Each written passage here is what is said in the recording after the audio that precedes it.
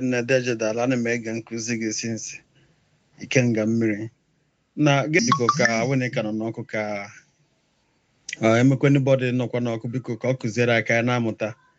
biko dịka mgbe anyị toro okorobịa eme ka isi kwutete ya ebe a mgbe anyị toro okorobịa enwere ike anyị na-anụtanụ na ime abọshọn adịghị mma gị na ọyị gị nwaanyị ọ na-egwudogide oteke in mụọrọ gị nwa emechaa ndị nke be nwaanyị si na agakwa ile agarala ị ga-akpọkwa nwa na ha anaghị akpọ nwa ha na-enwe something like that nature ọ ga-emecha nke nwaanyị akpọ gị nwa gị kpọrọ nwa so ka position nwa ha nọ na be gị nwa anyị kpọrọ enyi gị nwaanyị tụtara n'ime ụwa ọwụhụ gị nwe dị nwa because enyi gị nwaanyị ahụ elọghị ya alụ ka position ya ọ bụ na nwoke ọdị ọkwara na famili ahụ ọ bụ na nwaanyị ọ bụ ada na famili ahụ emechaa nwoke ahụ emechaa lụọ nwaanyị maybe after 10-15 years ya lụọ nwaanyị maka mgbe o mere ya mgbe ọ dị na young mụta lụọ nwaanyị otu esi alụ nwaanyị mụọ nwa mụta nwoke ahụ ọ mụtara otu nwunye ya aha na nke ahụ ọ mụtara na iro kere onye wudo ọkwara because eme ka isi ikwu okwu ebe a isi na onye nze gwara gị so emechaa gị ndị iche bịakwa gwagwuzie gị ozi ya biko kọwagodoro anyị ihe gbasara distin na m jụrụ na ka o si gbatakwuru olee position nwa ahụ ịmụtara na iro ọwụhụ gị nwe dị nwa ọnwa ha ọwụhụ nwa afọ na that family ekenekwa m gị talụrie nne biko ewe n'iwe na ajụjụ a tere aka ọ ka nkọwasị ọfụma ekenekwana m na onye ọbụla kene na nwoke kene nwaanyị kene okeke kene okorie na okafọ na okonkwọ aka mbụkọ nwanne unu nwoke udo ya Somtochukwu ikenga ezemmiri na anaedo ọkwa nnewi ka anyị si eje nwanne m nwoke ajụjụ ịjụrụ mmadụ gbara away march mụta nwa mechazie nụọ nwaanyị mana ọnụghị onye ahụ ọ gbara away march ikekwa nụọ nwaanyị ọzọ mụtakwa nwa nwoke away march ya nke na iwerokwa nwoke ka ọ mụta ma because of na ndị be nke nwaanyị aha akpọ nwa because of na ndị be nke nwaanyị aha akpọ nwa asị anya kpọrọkwa eju okere onye ụdị ọkpara oke ka nsa agha ajụjụ ịjụrụ ọfụma ana m alaiki ụdị ajụjụ a bifo ọsọ ajụjụ onwefe ọzọ nwefe nna ada ekwuwe omende dere ha omende dere ha iwu anande dere ha 2 anaratịrị nna ada okwukwe ahụ ọ na-ahụ nkụzi ụfọdụ asị na aha eme ya etu a be ha na nke ajụkọ wee mebe ha na nke ajụkọ wee mebe ha asị ha mgbe igbo bụ igbo igbo bụ igbo igbo bụ igbo ka m na-ekwu okwu ya nke eziokwu n'anya n'ala igbo tata ahụ ife mmadụ niile nọ n'igbo abụrụ igbo bụ igbo enwere igbo ndabai enwere igbo anata ebiri kuchisa a na-akpọ settlers nwere igbo ndabai kuchisi igbo a na-akpọ ndabai wụ ndị gbatara ọsọ agbata sị na ha gbatara ọsọ igbo ndabai ịkpọkwa ha ndị ohu ndị akpala ohu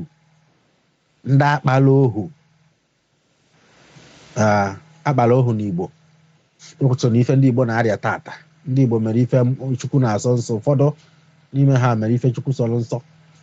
ole nya nsọ maka na ala igbo ha akpa ohu ha akpa mmadụ ohu mana anyị ji ụsakpa na anya ukwu ego wee kpaa ohu na oke nganga ka i wee gosi ka pawa adọ wee kpaa ohu na poor people na control anụmanụ ngụwa na control mmadụ ibe n'ịmakwa n'ọngụ na control onye nke a control onye nke a na-ịkarịgo ibusigo na ọ bụrụ ọzọ anụmanụ ka ị na-achị na ịhazi achị efi ihe achị atụrụ mmadụ ka ị na-achị maka na ego ụkazi nkọ maka na correction ụkazi nkọ emee nọ ka e wee kee odogwu ka e wee kee ike ekechi ike ahụ ụmụazị atawa afụfụ so enu onye ahụ Igbo ndaba Igbo kpara ohu good so n'ihe nna aka akụkọ ahụ Igbo bụ Igbo ọ bụrụ na nkụzi ife n'anya ọ bụrụ na ndị bụ na aha eme etu ahụ biko jee jụọ ndị bụ na ajụjụ ịma ajụjụ ya ajụ ha ebee ka anyị si bịa ancestral lineage m osi ebee maka na ife mụnwa ọzọ Ntochukwu na-akụzi omenala Igbo Igbo bụ Igbo ọnya ka m na-ekwu okwu ana m ekwu okwu Igbo agba enu Igbo nwa ndị ana ọkpụtọrọ ọkpụ Igbo bụ Igbo aha m ekwu okwu Igbo ndabai mba fe na-ekwu okwu Igbo bụ Igbo maka ọ na-eme akụzicha ụfọdụ nkụzi ụfọdụ asị na impose ife ha emebe ha na ọha ife anyị na-emebe anyị na ndị Anambra steeti na impose ha ife ha emebe ha inekwa n'anya ọfụma jụọ onye ahụ nne ma ọ nna ịma ancestral lineage ndebe nna gị ọgwa na ọsọ Okeke Akụbilo mpa iwu ka ọma onye ọwụ Okeke Akụbilo ejuzi Okeke Akụbilo si ebe ọmahọ ọgwa na ha ahụ ndị ebe dị etu a ọmaghọzi ebe Okeke Akụbilo ahụ si ijirizie wee compare mụnwa ọsọ Ntochukwu do ya ma my 12th to 13th generation mara ebe my 13th generation si wee pụta ife ọ na akụkọ mụ na onye ahụ ya wụ ofu ife nkụzichazi ife ọsọ na aha eme ebe ha na ebubo na ya na-agbakwa ihe ife ha eme chefuo n'ife anyị na-akọ akụkọ ya bụ Igbo bụ Igbo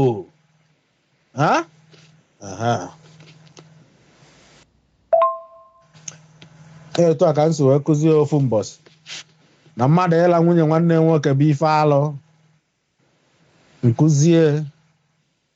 kụzichee ofu onye chere m n'ọnụ waa m n'ọnụ na be ha n'Enugu steeti gịnị na ọhọkwa ife alụ ka ọ bụ na nwanne nwoke nwere ike ije ọsọ ịkpọ sef ịla nwunye ma ọ bụ ekekwa ife ọzọ kwukwara ife ahụ na ha ji kedu ka these guys wee kọọ ife ahụ kedu ka o si wee kwudo ife o nwere ka o si wee kọọ ife ahụ akọ na ha na-eme ebe ha na ọhọ alụ ka ọ bụ be ha na na-eme na ha na-eji eme ọjị sef na onwe ka mmadụ esi wee chọta mmadụ be ha ụlọ nnukwu mmadụ like eze ha sef na eze ha wee kebebela nwunye oli na onweghị ife ahụ eme na ọ ghara ya wụrụ gị privilege sef na eze lalụ nwunye tọba ya ime ma ọ something like that ma ọ na onye ọbịa kara aka bịa bịa sef were nwunye ochie rie ọjị nne the guys isi ya dịkwa onye a mma nne ya isi ya dịkwa onye a mma nsị ya nna biko onye kere ebe ụnụ ebe onye ebe kere agbụrụ ụnụ si bịawa Igbo bụ Igbo ka anyị na-ekwu okwu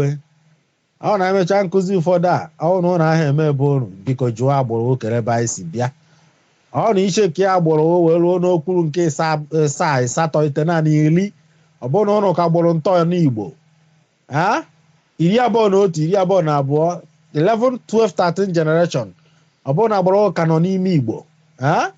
ịma na onwere something is wrong na family unu n'obodo unu na nke bụ eziokwu na ụfọdụ ndị chief na ndị eze ji ifele na anya ukwu wee tọọ na tradition isi na ana ụdị akịta Nigeria movie na-egosi anyị na eze nụọ nwaanyị nwunye amụtaghị nwa mechazie nwunye mụta nwa eze ahụ nwụzie ọnwụna o nwere nwa ọtọwara ime mgbe ọ na-agụ primary school ma secondary school chighatazie ụdị ọkpara eze chie ya igwe obodo onye kwuru ịmakwa na igwe bụ lineage ụfọdụ ndị mmadụ echefuo na the difference between lineage na nwa ụzọ ife na-abụ ka a na-agụ bloodline na agbụrụ which is lineage bloodline bụ lineage na agbụrụ na lineage agbụrụ nke ka mmesibosi n'oyibo hey aka na enwe agụ ha akwụkwọ agbụrụ spiritual aspect of lineage bloodline ọbara onye ka na-aga ọbara onye na-aga ịghọtago o nwere ife ọha eji ijeme ọsị na adụ n'ọbara nwee nke ọya wee mee ọsị na agbụrụ ifuge o nwere ife ọya mmadụ ya eme ọsị na ọdụ n'ọbara ha enwee nke ọya mmadụ ma ọsị na ọdụ na agbụrụ ha agbụrụ amaghị ka m esi kọwa agbụrụ a n'oyibo mana ndị ọ na-ama ife na-asị n'Igbo ọfụma bụ ife ọwa agbụrụ ọsị na agbụrụ onye nde ka o si ọsị na okwu na agbụrụ Igbo etu a nọ na esi na agbụrụ Obi agbụrụ m si na agbụrụ Obi ọbara m owe ọbara Udoye agbụrụ m si na Obi Udoye ọbara ya si na Obi so ụzọ ife na-abụ ka a na-achọ ebe mmadụ nọ agbụrụ na ọbara agbụrụ na ọbara ọnya ka ọ ya anọkata enwere ike etu akịta m ọsọ ntochukwu nọ afụ m kere onye jụrụ m ajụjụ a eze Ugodiọla mma oke nọkọta afụ m na agbụrụ eze Ugodiọla mma mara mma ma ọ na agbụrụ eze Ugodiọla mma na-akọta nri ma ọ na agbụrụ eze Ugodiọla mma na-eme mmụọ ghọtago asị m mbara m ejeje ka njeje tọrọ agbụrụ a abịa mbe eze Ugodiọla mma bịa nụrụ nwaanyị ọnya bụ agbụrụ onwerogo m agbụrụ bụ eze Ugodiọla mma ahụ ịghọtago ma ọ gwa m eze Ugodiọla mma ya bịa tọba nwunye m ime ka agbụrụ ya wee bata be m ka agbụrụ ahụ wee bata be m agbụrụ ndị na-enwe ego agbụrụ ndị aka ji ọfa agbụrụ ndị eze dibịa agbụrụ da na-enwezie bloodline agbụrụ nwere ike ịbịa mana ọha bloodline bịara the lineage yotago the lineage so ọnya ozi ife na-aba a na-ene anya na ngwuru yotago ọnya ozi ife na-aba a na-ele anya na ngwuru ọbịa together ore wee make up ọ na-adụ in a whole ọdụ complete ọdụ ozuo ezuo asị na agbụrụ ya ụlọ ọbara ha na-emakwa nke awa agbụrụ anyị ụlọ ọbara anyị nke awa ọbara anyị mana ọha agbụrụ anyị ọ na-enye nsogbu ịghọtago ọbara anyị mana ọha agbụrụ anyị ọ na-enye nsogbu maka na agbụrụ aha agbụrụ anyị bịa mana ọbara anyị o were agbụrụ ahụ wee bịa o nwere ike ọ na agbụrụ anyị aha ala nwanne ha o nwere ike ịla nwanne anyị o nwere ka ọ na-agbụrụ anyị aha ezu ohi o nwere ka ọ na-agbụrụ ha zuru ohi ozu ohi ọ bloodline anyị mana ọ ha agbụrụ anyị mana ọrụ bloodline anyị wụrụ agbụrụ anyị ọdụ in 110 eji wee mara anyị ka m bịakwa so ịbịa na ajụjụ nwanne m nwoke jụrụ m na asakwana nga ajụjụ a mana ka m gbarie ya ọfụma ka o wee kwa ya ghọta maka amaara ya ka nyocha nsa tupu akapịa anya ọnụ ka ọ ghara iwe otoro o nwere ife ndị Igbo na-ekwu Igbo bụ Igbo chetakwa na anyị na-ekwu okwu Igbo anyị ahụ ekwu okwu Igbo bịa mbiri Igbo ndabai maọbụ Igbo bịa mbiri ọnya settlers ndị yes ọnya settlers ndị fe na-echọrọ mbụ Igbo bịa mbiri bụ settlers Igbo ndabai bụ ndị agbatara ha nwe ha onye ma ebe ha si enweghị onye ha dabara adaba enweghị onye ma agbụrụ ha si bịa fama ọ na-agbatara ha n'ohu anọrụzie enyezie ha ana egolo ego maka a na-agbara agba ka eji edu ohu ịghọtago aha enye ohu ancestral lineage a na-agbara agba ka eji edu ohu hey amamife ya doba so my brother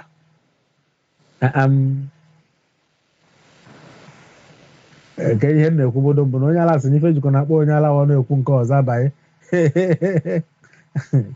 oke ana m ekwu okwu maka ndị lineage na ndị settlers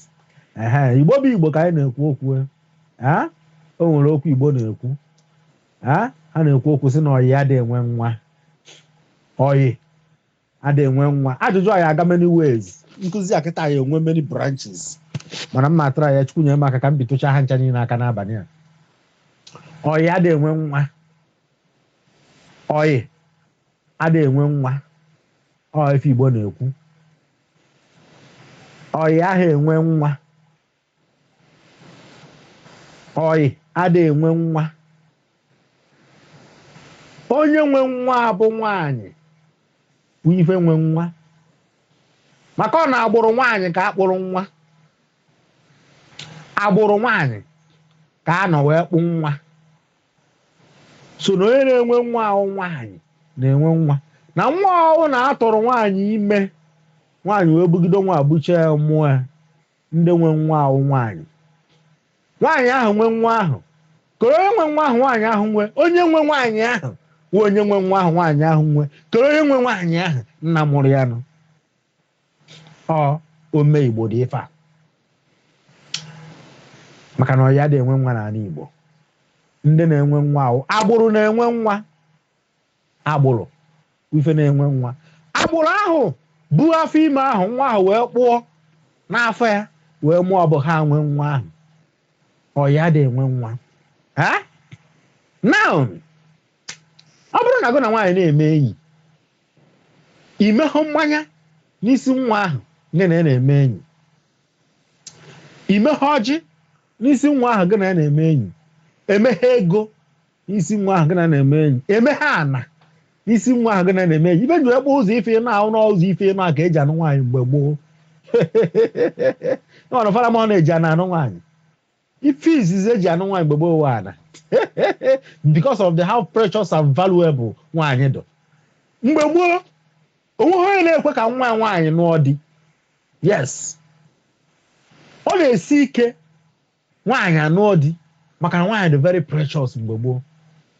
ịmalizin mgbe wuru gboo mgbe mmadụ akarọ nkọ n'ụwa mgbe aka na-eme na nwanne nwere ike ịtụwa nwanne ime ọmụọ nwa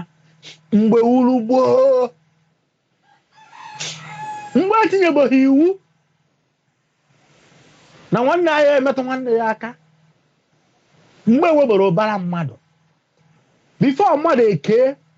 nwa ya di ọ na-esi ike ma ndị na-atụ ime mgbe ahụ ere chọwa nwanne metụtara okwuru ịtọ ọ tụọ ime ka e nwee ike nwee multitude na-ada agha akọrọ gị na mgbe ahụ ka mejọ wọk a na-alụ ịkọ ji ịchọ nta ite mmanya na ikpe enunu so na ụmụ nwaanyị onye ọhụrụ na n'idiri nwaanyị maka na onye ọhụrụ na chọrọ ka ngwurie bawasaa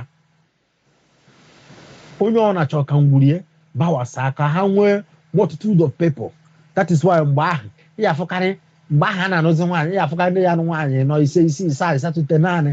ọ bụghị na ịlụ ọhụụ na-agụta atọ ha gwogwo kama nọọ ka o nwee bala ezinụlọ ndị na-akọ ndị na-alụ ndị na-akpa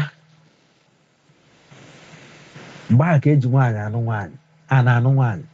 maka na ana is another valuable asset ndị gboo ejighị egwu egwu aside nwata nwaanyị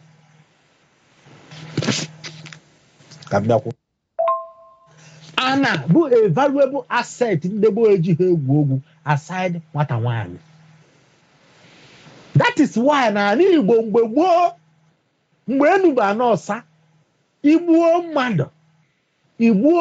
n'ala Igbo igbuo onye obodo mmadụ igbuo famili mmadụ ma ịma ama na amaghị ama ma ọ asidentị ma ọ ife akpacha anya wee gbuo mmadụ asị na mmadụ anwụọ ife ihe eji wee ha olo ana ife obodo gị eji wee ha nha onye ahụ egburu ụba ana you must bring a pieces of land a eji compensate ndị ahụ egburu nwa ọ akpọpụta onye ahụ gburu mmadụ egbukwe ọ wụrụ ịkwọ etu a ka esi eme teach for tax eye for eye mgbe gboo a na-agwakwa na ife ahụ kwa 100 years more than decades ihe eji agba isi onye egburu egbu etu akịta onwe nwanne anyị nwaanyị agbawuru onye eza security gbawuru ya ọma m nọ na afọ ya na news all my direct ime nne ancestral linage anyị ka ozi ime nne m ka ọwụ ebe hold up the security man nwatuo ka o bugharịa egbe pụọ gbaa dịga ya n'azụ ọnwụọ ọdụ na news onye ga-ete ya afịa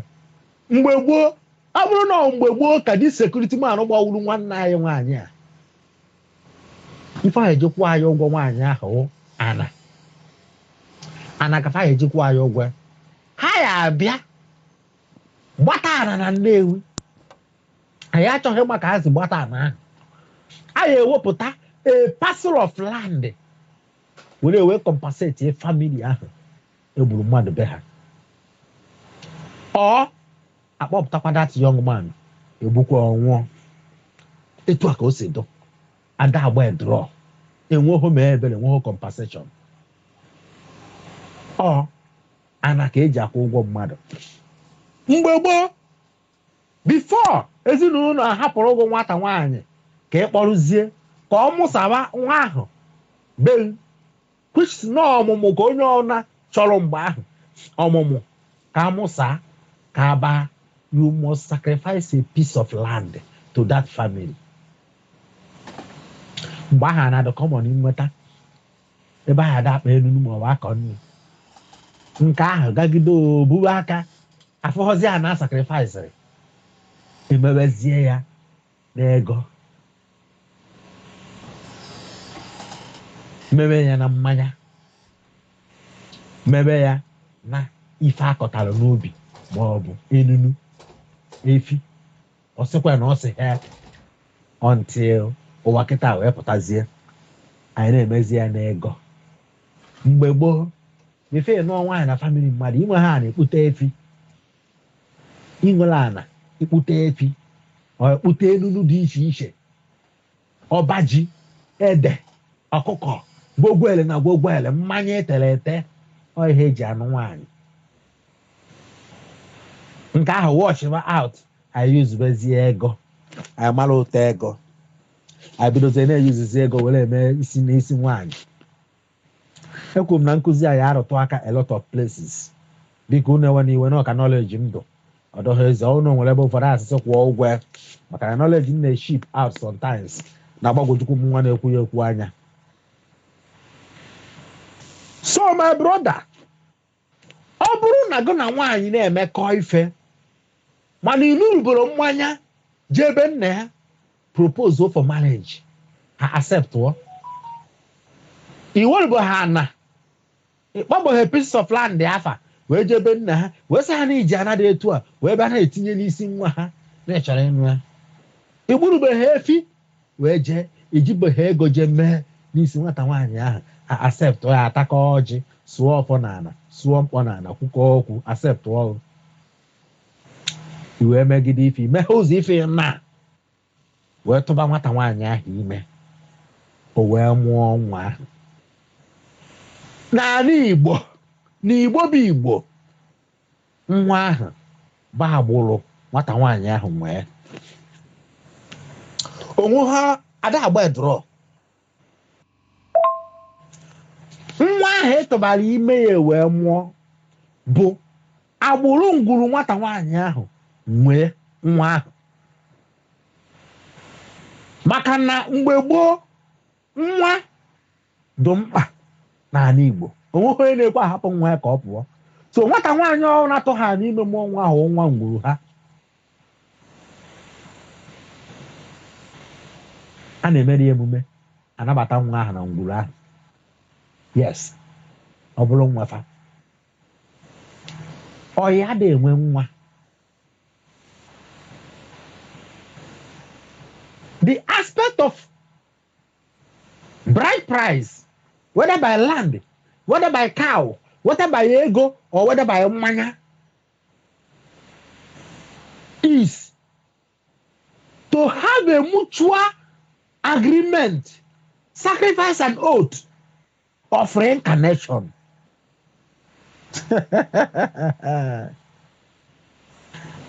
nkụzi a na-achọ ibe ebe ọzọ mana mma egbu iche ha mma wee pụtakwa ka o wee gwa anyị wee ghọta listen mụ nwa ọsọ Ntochukwu ji wee spend their millions wee jee Abia steeti wee jee Abịrịba wee jee nụọ nwaanyị wee bata wee wuru nwunye m wụ ka my lineage ka my ancestral background ka my bloodline agbụrụ m na ọbara m wee continue na-aga in that aspect ka nwa ahụ nwata nwaanyị ahụ ya amụrụ m ka e wee see aka ngwurie from nwata nwaanyị ahụ. O nwere mgbe ekwu mụ na mmadụ kwuru okwu nsị na nwata ahụ na-ebu nna ya ụzọ mụta diọkpala. Ọsị m onye kwuru ụmụazị kịta na-atụ ime amụ nwa ndị a na-atụkwa n'ime ụmụ nwaanyị na-amụ ha nwaanyị ịtọ ọtụzi ime mụọ nwa mụta nwoke ọha nya amụta diọkpala ahụ nchịa nsị na ife ọmụtala nwanne ọmụta diọkpala. Onye nwe diọkpala ahụ nna ya ife ọmụrụ ọgụ nwanne na mmadụ ahụ ebu nna ya ụzọ mụta diọkpala. Before nwaanyị amụta nwa anyị akpọ ya nwa. Before nwaanyị amụọ nwa ewekwuo na ife awụ nwa nwaanyị a mụrụ amụ akpọ ya nwa instead of nwanne. Anyị enwe initiation of a motherhood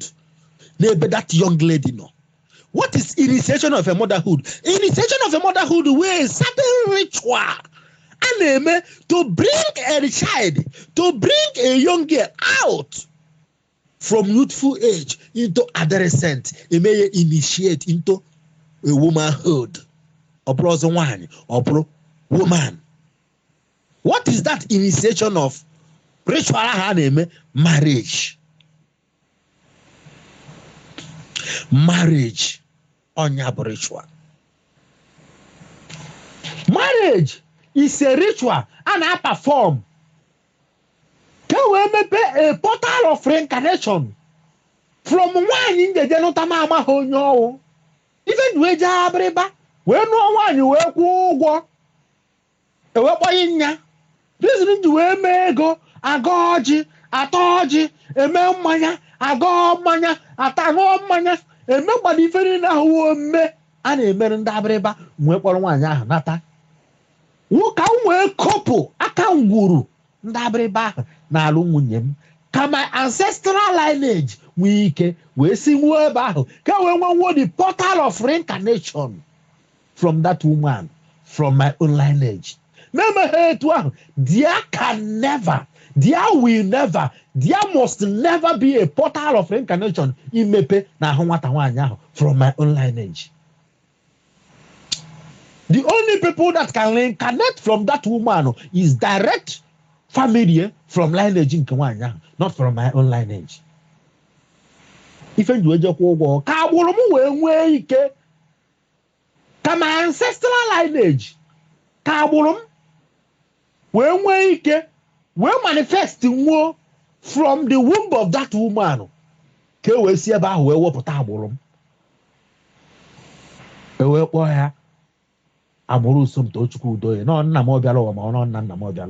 That is why women are precious than anything. Women are respected than anything because not from them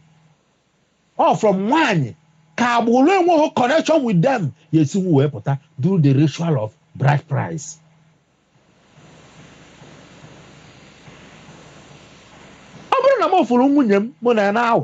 No formal introduction, no ritual introduction, no sacrificial introduction, no whatever introduction from the family of that one.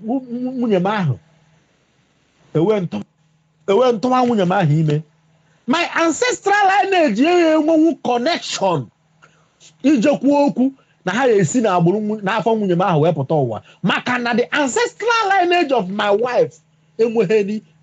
notice amaghị onye my ancestral lineage nwo. They are strangers to them. So ọ bụ na nna m jee na-ekwu na onye chọrọ ịnye ụwa n'afọ nwunye m ndebe nwunye ya asị ya ndebe nwunye ya asị ya onye ka ewu who are you, where are you from?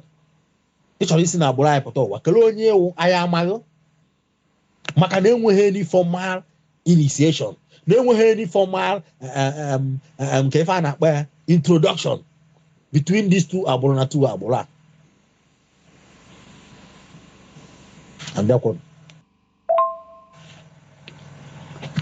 So my brother, there must be a formal introduction for the reincarnation portal when we came pay na hụ anyị mahụ onye ọwụ ndebe nna ga-ewesi ebe ahụ pụta. There must be a connection. There must be a ritual and sacrifice. Ayeme.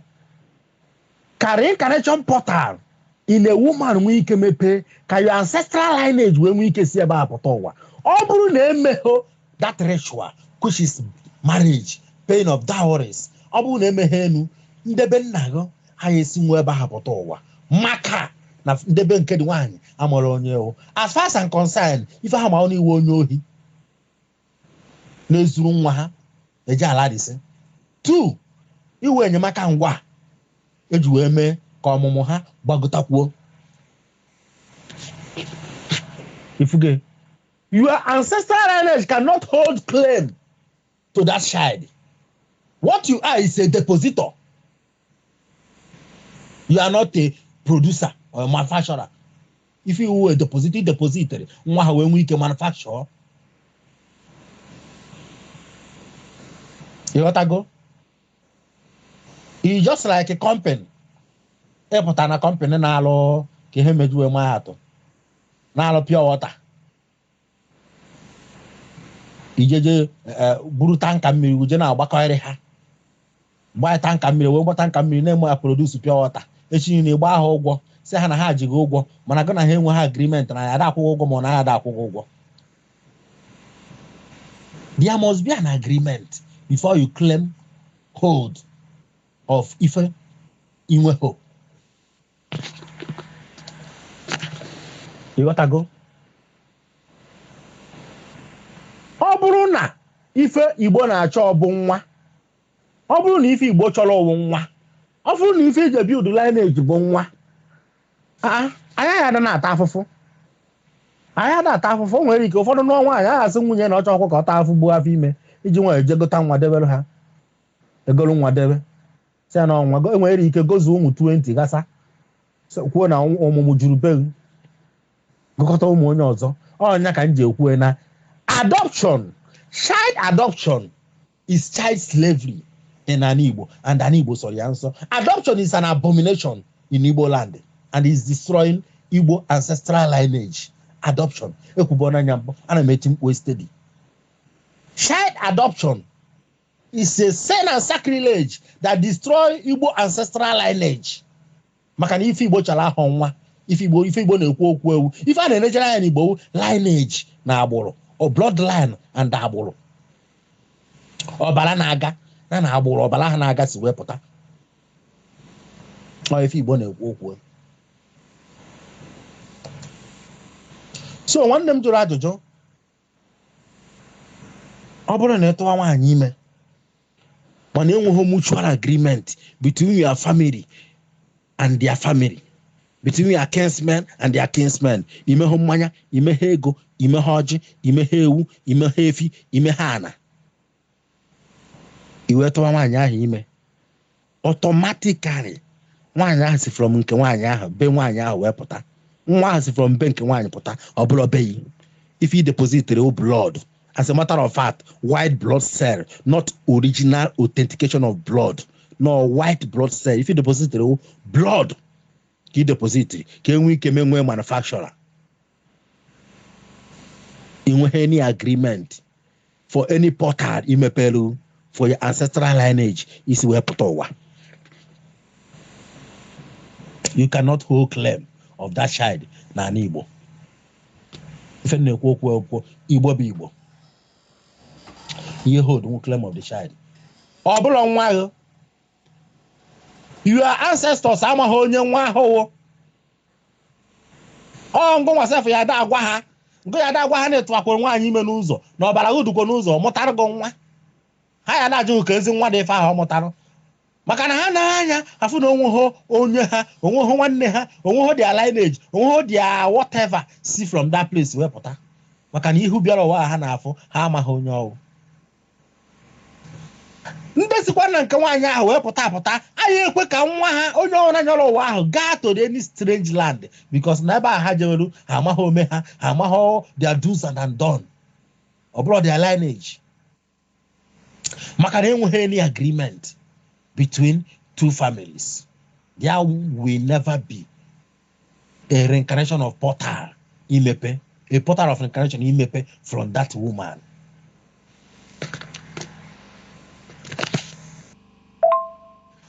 Ọ dịkwa ka mmebizi ya ebe a,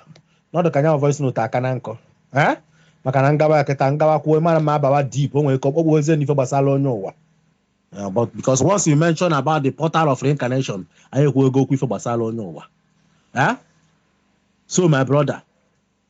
nwa ha bụrụ ọnya ọ bụrụ nwa gị Igbo adịghị enwe nwa emeghe ego nne onye ọhụụ na-emeghe ego mgbe mụọ nwa ndị nwe nwa ahụ famili nke nwaanyị ahụ na ala Igbo o nweziri ike onwe settlers onwe ndị settlers ọ bụrụ dat na ha enweghị sọch iwu be ha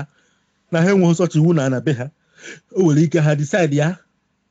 na ha eme o nwekwara ike nwee settlers nwere iwu na nwa ha tụtụ ime na ha ya akpọ na ha ya anabata ọbara amahụ ha amaghị onye ọwụ ife ha na-reject wụ blood fada reject agbụrụ because na agbụrụ wa agbụrụ ha mana the blood mepụtara agbụrụ ahụ wụ the issue. That is why ife dị important na birth wụ bloodline and agbụrụ ya kedu bloodline na agbụrụ na ọbara na the na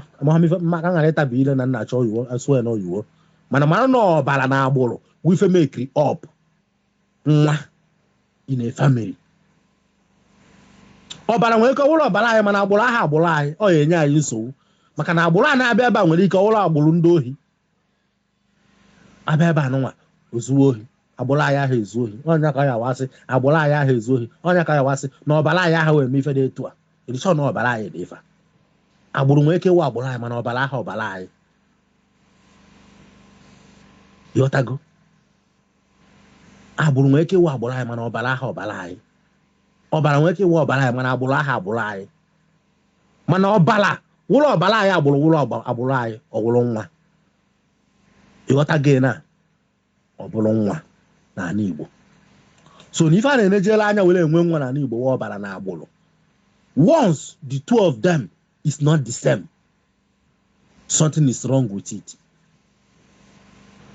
ịghọtago ọnya ka eji ekwu okwu wee sị na nwa amụta n'ime enete aha ebu ọfọ ndị ichie mana nwa ya ebu ịmalizin maka na the two thing na-enidiri na ka o wee wụrụ nwa anyị adịrọ dị ya sọsọ ife dị ya one so agbụrụ mana ọha ọbara because of ọbara ha adụgo ebe ahụ ọ contaminate go the utterances of ndị nna m ha ọ contaminate go the utterances of ndị nna m ha agbakwukwa m nna m ha maka na agbụrụ tụrụ ọbara ahụ aha ọbara nna ya ọ is an outside ọbara amaghị ebe o si bịa wee forbid na nwa amụrụ na-enete ada ebu ọfọ ndị ichie mana nwa ya ebu ịghọta masị a nke akwụkwọ anada tichin ọya ha achọ ịbakwa ebe ọzọ so mmebigo di ya ebe a adọ nke asara nga ife ahụ ejọrọ m onwezi ife ọzọ ị nwere ikwu ya na ejezie m daalụkwa nwanne m ekenela m onye ọbụla aka m kwana ụnụ nwoke udo esomtochukwu Ikenga Ezemmiri na anaedo ọkwa nnewi ka anyị si eje ka emesịa my brother yes ife akịta ikwuru udu possible na mmadụ nwere ike igbuchi efi nwụọ ọ bụrụ nwere ike ọ bụrụ maka na ọha nya awụ diọkpala kwesịrị ịnọchi anya igbu efi ahụ nya nwa awụ diọkpala n'anya nna ya onye nke ni ya amụtara amụta is a matter of fact ndebe nna ya amaghị onye ọwụ mana o nwere ike igbuchi efi ahụ nwụọ reason efi wụ a higher level of ritual n'ala Igbo which can take life of human being na ọ bụrụ na emeta ha etu o si kwesị imenụ that is why mmadụ ji ebu nwa n'afọ 9 months efi na-ebu nwa n'afọ 9 months that is why na-achọrọ ịgba isi agba na-achọrọ ịgba enwe ọnwa ọbụla ahụ ejiri efi gbaa ya aha chara nji na mmụọ maka na efi the equivalent to mmadụ that is why na onye ọbụla egbugholu nna ya efi enweghị ike iketa efi n'ebe onye gburu nna ya nọ efi dịka arụsị efi ọwụ na ha egbu na mmụọ ekwesịrị igbu accordingly otherwise is capable of igbu mmadụ is capable of igbu mmadụ. Sometimes ụfọdụ thinkiri na gbuo anụ wụ ife eji eme mmụọ. Ọnwego onye gburu efi be anyị, ọ bụla ọsọ bụ unu ka o melu. Mmadụ dibịa for that matter amewego agwụ gbuo efi for the first time na be nna ya tata ruo echi nwụọ ọlahụ teta ha. O gbuchala efi ọlahụ teta ha. Ọ bụrụ na ịchọ ịmara ife a na-ekwu, ịchọ ịmụ ife a na-ekwu, jee na mmụọ be nna ya emebiri emebi, arụsị emebiri emebi, ọdọ mmụọ emebiri emebi, ma ndị isi emebiri emebi, edozina emekwana emeneni tin ebe ahụ, akpụ na alụ ekpochi n'onu, emeneni tin ebe ahụ, gburu efi ji ebe ahụ, sikwa ha na igburu ha efi ya, igbucha efi ahụ teta ụlọ echi niile edo ndụ ifom piripe ya maka ahụ ya adọghị. Igbucha efi ahụ, ọ bụrụ na ịnwụ ha anwụ, afụfụ ya ebutelu ya karịghị mma na igbu ha efi ahụ. Ị nwere ike jee na mmụọ adịrọ mma gbuo ọkụkọ, ị nwere ike jee na mmụọ adịrọ mma gbuo ewu, mana ije na mmụọ adịrọ mma emebiri emebi anaghị n'iyi, emere ife arụ, emekwa ha emekwa, ezeda ha obi, nọtị ije ebe ahụ kpọọ ha gbuolu ha efi direct, kpọọ mmụọ ha afa n'ọnya ka ị na-egburu efi a, gbuolu ya efi ahụ. My brother, ihe ajụ onwe gị ọgụnụ ka ị merụ. So ọ dị possible 100% na something is wrong na foundation ahụ egburu efi ahụ. Foundation ahụ egburu efi ahụ, ọ dị possible na something is wrong. And ọ bụrụ na mmụọ dị aggressive, igbusi ha efi ahụ, ọ ya ewe onye gburu efi ahụ, onye kwudola efi ahụ wee gbuo, ọ ya ewe. Ọ bụla ife gbasara onye ụdị ọkpara na onye ahụ dị ọkpara. Onye ụdị ọkpara ahụ aboriginal ahụ emere ego mmụọ. Onye nke ni nnọkwa ka ọ nọkwere maka na ọjọs no bloodline, no blood, nnọkwa ka ọwụ. Onye nke nwe bloodline nwa ha gburu onye ka mmụọ ma asị dị ọkpara. Ọ bụla efi ahụ o gburu ya, something is wrong ebe ahụ egburu efi ahụ. Ịghọtago? Something is wrong ebe ahụ egburu efi ahụ. Obi egburu efi ahụ na ọdụ mma, ọ bụla sọ onye a ka o melu. O nwere ndị na-egbute efi si ka egbuolu nna ya efi, ka egbuolu mpa ya efi, egbuolu mpa ha efi. Mpa ahụ igburu efi maka na o gburu mpa. That their father ahụ o gburu efi, that father ahụ maka na o gburu mpa ha. Ịghọtago? Ntọkịta ọ na mpa m egbugholu mpa ya efi, nna m ikekwe na nna m egbugholu nna ya efi, nna m egbugholu nna m efi, abịa mbe kpọọ mpa m afa gbuolu ya efi. Mba na ọ ya enye nsogbu. Ọ na-eri efi ogburu nna ya, onye nyere efi ọ ya enye ejigbo, ọ ya erie. Mmụọ gburu efi ahụ, mmụọ be na ndị aggressive ha ya etitu m. Yes, nka ka eji eje mmụọ. Ọ bụrụ na nna m egbugholu nna ya efi, wee chọrọ m igbu efi ahụ, o nwere method eji egbu idea ka eji egbu ya, style ka eji egbu aha egbu direct nọ nna gị ka ị na-egburu efi ahụ. Ime nọ direct nọ nna gị ka ị na-egburu efi ahụ, igbucha efi ahụ ịnụ ntọ nya ife otoro n'anya, mmụọ ebie gị aka. O nwere ka esi egbu ụdị efi ahụ. Nna gị nkwụkwa ka anyị akwụkwa ya, nya anyị agbakwa ya hụ anyị egbue n'ihu ya, egbue n'afọ ya, mgbakwa ka anyị eme enwe ike gbu nwa efi ahụ, ahụ edo onye ọbụla. Emeghe etu ahụ, ọ na-enye nsogbu. Ịghọtago? Ọ na-enye nsogbu. Ịchọziri ike odogwu, ịmana ya eje gote efi at least from your fourth generation, igbuolu nna gị, igbuolu nna gị, iwe bịa bụgba gbuolu nna gị ka ime ka ịchọ na ọ gara etu o si kwesị ịga, na onye ọ na-riri side ya. Mana ọ na nna gị egbugholu nna ya efi, nna gị egbuolu nna ya, ma ọgụ nwa bịa gbuolu nna gị efi, wanyị na nke ịtọ na-eji ụgwọ efi, nke ịbụ na-eji ụgwọ efi, nwaanyị mmụọ ya ebikwa gị aka. Ịghọtago? O nwere ka esi eme ewee mee ya ọfụma. Ụfọdụ n'ime anyị na-ata afụfụ elu tata sọsọ na ha gburu nna ha efi, sọsọ na ha gburu nna ha ebule. Ama m first time m gbara afa ka m gbuoro mpa m anụ ọkụkọ,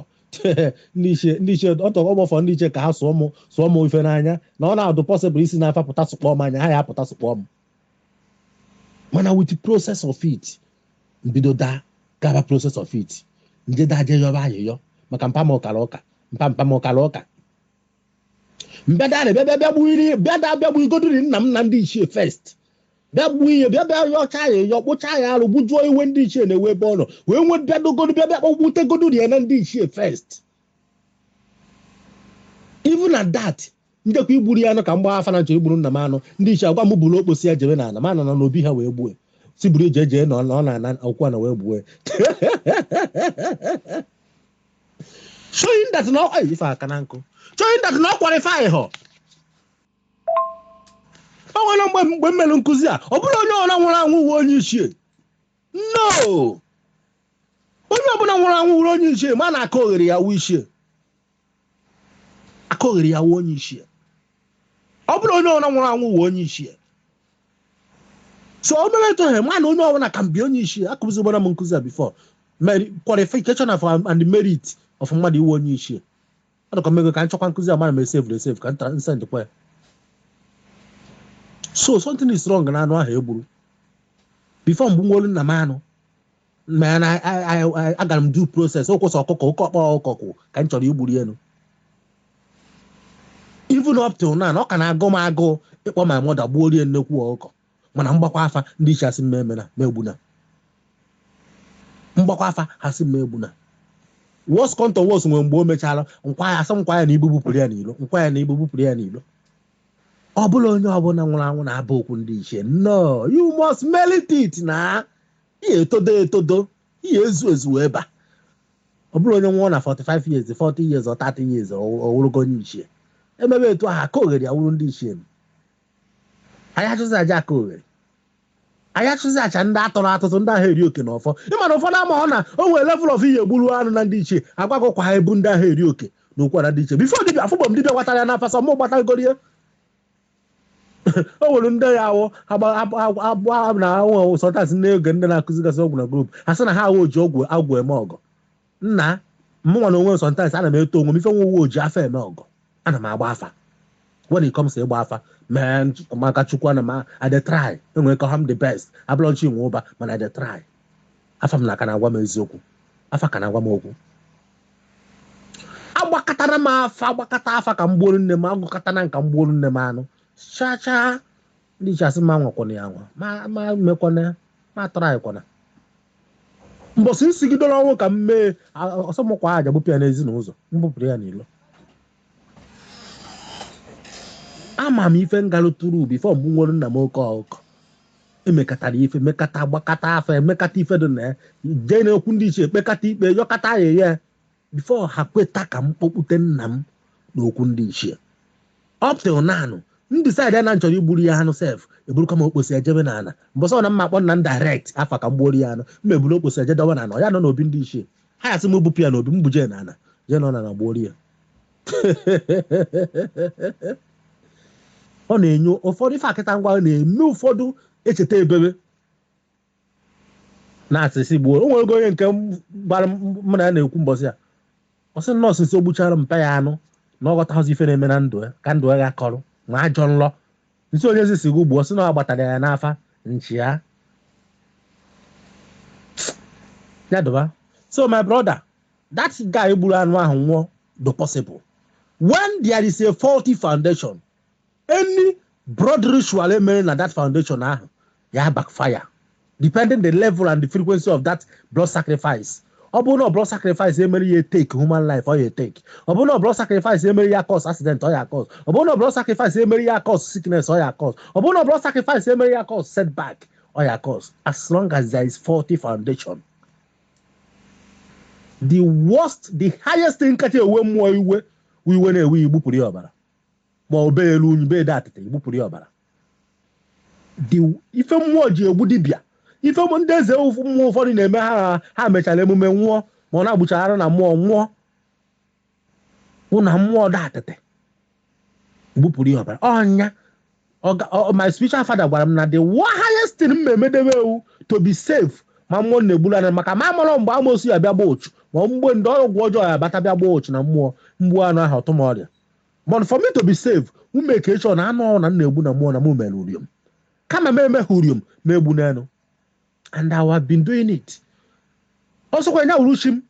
ọsọkwa nya wuru agwụ m, ọsọkwa nya wuru ndị mmiri m, ọsọkwa nya wuru ndị ishi, ọsọkwa nya wuru arụsị na obe m, ọsọkwa nya wuru arụsị mmiri ji eme salaka. That reminds me, ana m emekwa salaka maka ndị chọrọ ịjoin salaka anyị abịa ife dibịa ji enwe ọkpa mmụọ ọwụ na nke gị ejikọta ngwo nke dibịa ejikọta gị ọ na ike ịgwọ ọgwụ agwụgo gị na ike ịgba aja agwụgo gị nwere ike join salaka anyị ọ gara ha ọnụ any amount can go. Anyị na-eme salaka every week. Join salaka ife ọnụ i provide nwụrụ just nye anyị 3 prayer point ife dị mkpa na ndụ ịchọ ka anyị tiri gị n'ekpere eme salaka ndị mmadụ eri oriri aṅụrịa so ọsọkwa nya wụrụ mmụọ ji eme salaka. Before mgbupụ ọbara na mmụọ ahụ ana m ebu ụzọ mee uriom na akwa first. Uriom na akwa na-emekwa ahụ ndị ọya emecha ekowe ebe a mba ana m anọpụ ọghọrị before mgbu anụ ahụ so that ọ bụrụ na onwelu ka esi nwee ndị amoosu ndị ajọ ọgwụ fepụrụ ma ọ bụ na onwelu maka ndị famili ọya mabụghị ebe ọnụnụ ya esi bịa asịghị buru mmiri paadị gị ji ehuwe ebe ahụ wee buru mmiri nsị ma ọ paadị huo na mmụọ m mpụkwa ebudogoro m ụzọ mee uriom ahụ enyegoro na m 65% safeguard. Mana ọ bụrụ na m emeghị uriom ahụ nwa gbuo anụ na mmụọ ahụ ọ na mmụọ ahụ na-emetọ ọ enwere m ike mgbucha anụ ahụ tata nwụọ m echi niile. Ọ na-egbu mmadụ. So my brother, ọ dịkwa nka m ekwuo na ọka nkọ ka nza nwunye na nwunye na agbaba mbụ fọ kọla ji rekọtụ aka m gwa nụnụ nwoke udo Esomtochukwu Ikenga ezemmiri na anaedo ọkwa nnewi ka anyị si eje ka anyị mesịa ọ na onwe ajụjụ nwere ịjụkwa ọzọ. Ọ na-ịchọ ka mụ na ọ na-abụ kwuo ị nwere ike kpọọ m n'ekwentị maka ndị nwere important something ha chọrọ ịgwa m ọ bụrụ okwu onye ya kpọọ m sị m hi ndị nwe important something ịma na ị chọrọ ịgwa m na ịchọrọ ka anyị kpaa ya na ọ bụrụ ife public ya anụ ị nwere ike kpọọ m na fon 08068599577 biko akpọkwana n'ime abalị ọ isendị amịa na WhatsApp 08068599577 ka emesịa nụ daalụkwa na ụmụnne m.